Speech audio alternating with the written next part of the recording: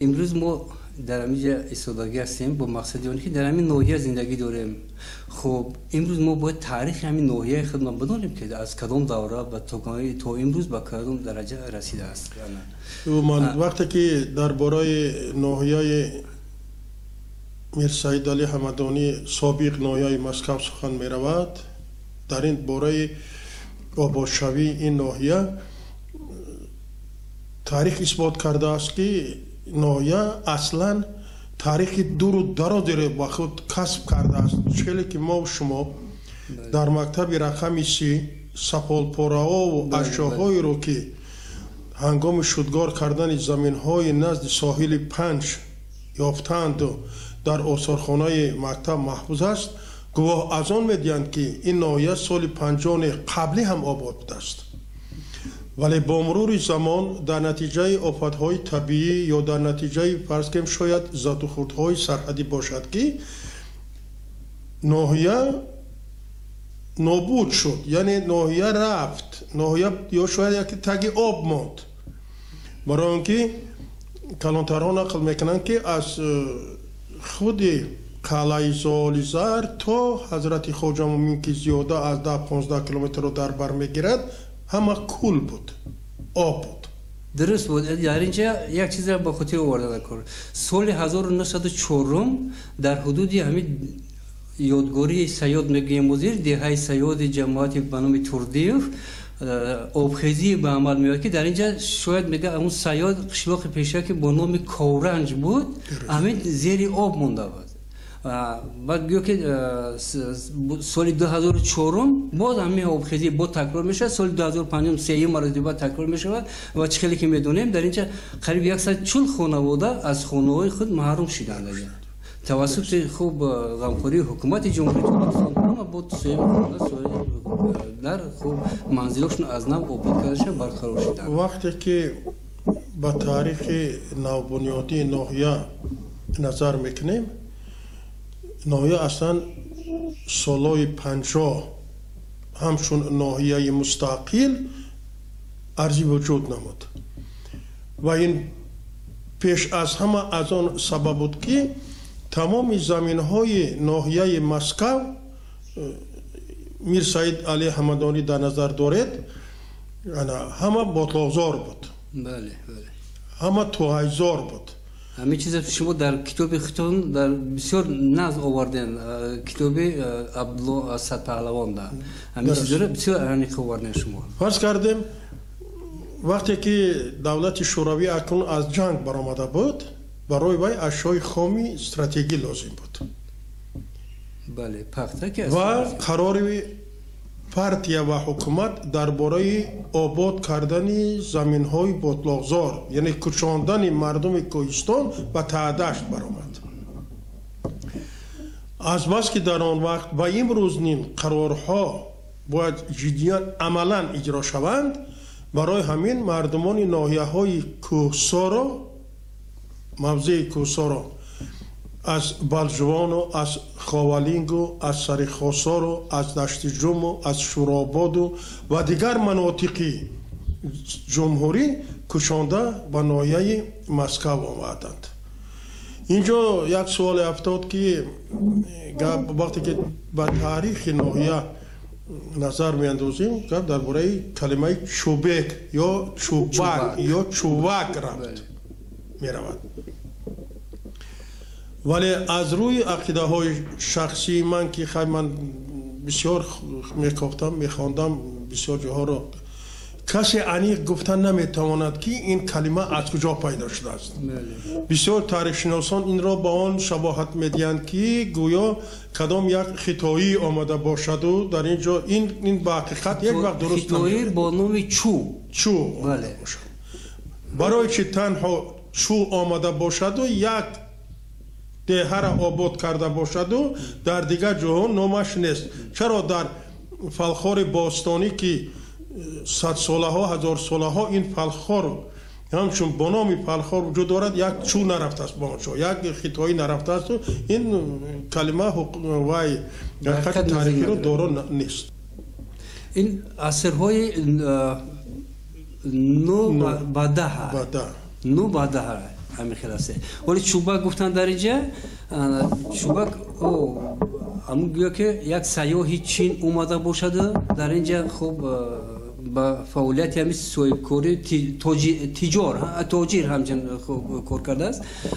چو بک او را گویا که بک یعنی رهبری همون محله موندن به همین خاطر چو بک بکش که یعنی من که حاکمی همون محله چوبک کلمه بک روی ابریشم همین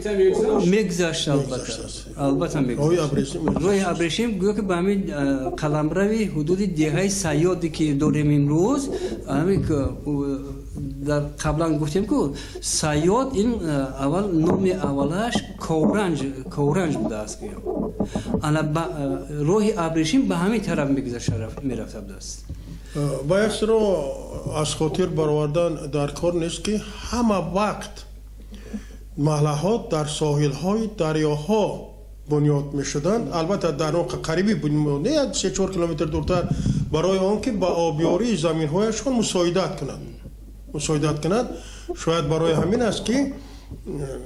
هم در دهه سیاد و هم در زالیزر و هم در این چوبک و هم در دیگر نوع‌ها آنها در لبلب دریای پنج موقع داشتند بله گذرگاه‌ها داشتند و اشکالی که قبلی گفتم این ناحیه تاریخی قدیمه را دارست ولی حالا باستانشناسان این ناحیه را آنقدر ناموختند که عمیق کنند که این ناحیه در قبلی چه نام داشت و برای چه چوبک امروز بحث در باره کلمه چوبک رفته ایستاده است و همین را همچون گویا چی گویم برای گویا که اکنون بنیاد شده باشد به همون کلمه قبول کرده ایستادند ولی هرگز این طور نیست ما آنچنان صاحب فرهنگ بزرگ هستیم که ما با یگان چو یا اینکه احتیاج نداشتیم در اون وقت درباره چوبک اینجا گفتن یک معنی تاریخی بگیم سال 50 وقتی که کتیب یکمی کمیته مرکزی پارتی کمونیستی تاجیکستان خوب غفورов خوب تشریف می‌آورند به ناحیه ما با همین چوبک در همون دوره در سال 52 باید چی میشه در همین ناحیه مسکو در ناحیه مسکو завод جود завод باید تشکیل کرده بشه جود завод کارخانه جود تشکیل کرده میشه وقتی که تشریف می‌آورد از خوجگی قشلو خبر میگیرد و نزد کارخانه همین جود آماده کنی ساختمان همون رفته ایستاده است اومده بچهای موی سرشون زرد همین خیلی همین رو میگیرد بعد اونها قضیه صحبت میکند یک تشخیصی که شما از کجا اومدید خب با کدام مقصد اومدید ما آدمان مسکو میگد پایتخت دولت شورای مسکو خب با مقصد آباد ساختمان همین که завод که در تاجیکستان завод در ناحیه مسکو میشود به همین ناحیه چوبک میشود ما به همین مقصد اومدیم غفورов طرف کتیب کمیته اجرایی سفر حسن همون دوران سفر حسن گفتنی شخص بود گشته میگه که ناحیه شما اکنون نامش یافت ناحیه مسکو از اینجا پایتخت دولت سوویتی دولت شوروی که مسکو است چون که کارگران روس زبانی که امروز اومده هستند همه از مسکو با مقصد یک تا اومدن با مقصد ساختمان завод اولین заводи که یعنی انشاءات کلانترینی که در ناحیه شد آن را رفیقان مسکوگی ساختند بله هم مهندسا هم کارگرانی که از مسکو آمده بودند همون را ساختند بنابر همین علامه بابا جان غفورov حقیقتا میگوید که نام این بعد اکنون بانوی مسکو یاد کرده شود و همین طور بود این مسئله در کتاب زندگی نامه و کارنامه ادیب شناخته ما اسلام یوسفی بسیار از زبان همین حسن سفر خب که کتاب با خاطر عبدالفیض کریمov خب وتران مهنت وتران جنگ خب بخشیده شد در همینجا بسیار پر آورده شده است در این چیز که مثلا ما از همین چه سبب شده تشریف بابا جان غفورov شد و صحبت با همین جوانای روسیه Россия шуду, чи Москва шуду, хоб ноҳия ном шуд. Ба ҳамин тариқ қарори президент шӯрои олии ҷумҳурии шӯравии социалистии Тоҷикистон қатӣ, хоб соли 12 декабр агар хато накунам, соли 1952 чӯбак ба ноҳияи Москва хоб номгузорӣ карда шуд ва маркази ноҳия ки дар маҳаллаи Чӯбак буд, дар маҳаллаи Чӯбак буд, ба ин шаҳрак оварда шуд, шаҳраки Ҳозира кушода оварда шудааст. ин ноҳияи агросаноатӣ аст. аввалин котиби ҳизби коммунисти ноҳия ин Давлат Салимов ном доштааст ва баъдан дар ноҳия Қурбон Холиқов котиби аввали ҳизби коммунисти ноҳия таъин мешаванд. Агар барои он ки рӯшанӣ андозам дар ин масъала, ҳамин фарзанди Қурбон Холиқов ҳозир Адҳам Холиқов, яке аз операсароёни машҳури Тоҷикистон, на танҳо Тоҷикистон, балки ҷаҳон аст. Адҳам Холиқов баъдан аз соли